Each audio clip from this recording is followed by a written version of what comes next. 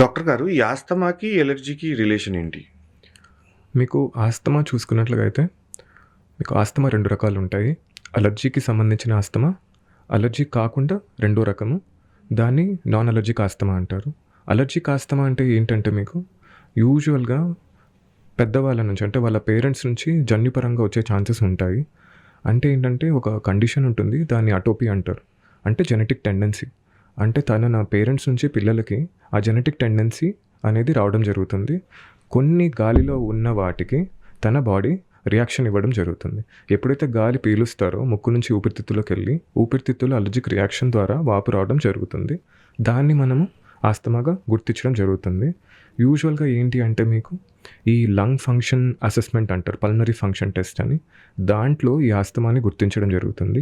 అలాగే మనం non allergic asthma అనుకుంటే ఏంటంటే మీకు వైరల్ ఇన్ఫెక్షన్ కానివ్వండి, పొల్యూషన్ కానివ్వండి, వీటి ద్వారా ఆస్తమా వచ్చే ఛాన్సెస్ ఉంటాయి. ఇవి యూజువల్‌గా జన్యుపరంగా ఉండే అవకాశాలు లేవు. వీటి మెకానిజమ్స్ మీకు అలర్జీ వల్ల వచ్చే ఆస్తమా మెకానిజమ్స్ డిఫరెంట్ ఉంటుంది. కొన్నిసార్లు 2 ట్రీట్మెంట్ కూడా డిఫరెంట్ ఉండడం జరుగుతుంది.